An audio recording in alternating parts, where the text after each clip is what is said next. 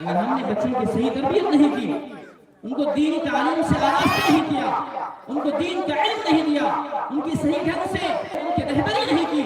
تو وہی بچے کل قیامت کے دن ہمارے دامن کو پکڑیں گے اور اللہ تبارک و تعالیٰ کے سامنے سوال کریں گے کہ اللہ یہ میرے ماں باپ تھے جو خود نماز پڑھتے تھے، خود روزے رکھتے تھے، خود عبادت کرتے تھے، لیکن انہوں نے مجھے روزے سے، نماز سے، عبادتوں سے غافل رکھا۔ آج آپ کے سامنے ہیں، آپ اس سے بدلہ نہیں لیں گے۔ اس لیے جو نعمت اللہ نے اولاد کی شکل میں دی ہے،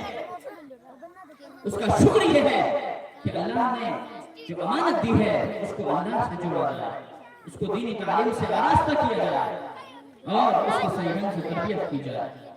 اور اس کی صحیح تربیت کی جگہ یہ مکاتب ہیں۔ یہ مکاتب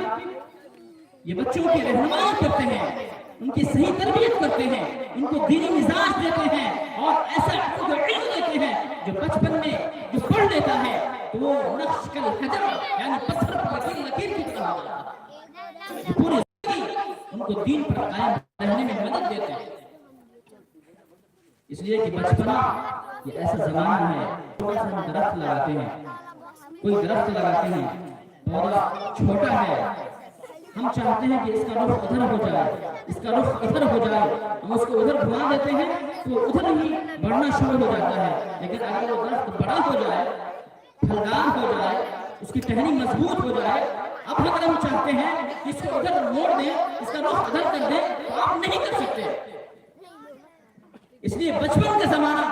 وہ زمانہ ہے کہ آپ جس رخ پر اپنے بچے کو لے جانا چاہیں گے، جس ماحول میں لے جانا چاہیں گے، جس ڈھنگ میں لے جانا چاہیں گے،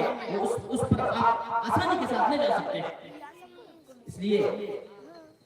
آپ کو چاہیے بچپن میں اپنے بچوں کو صحیح تربیت کریں۔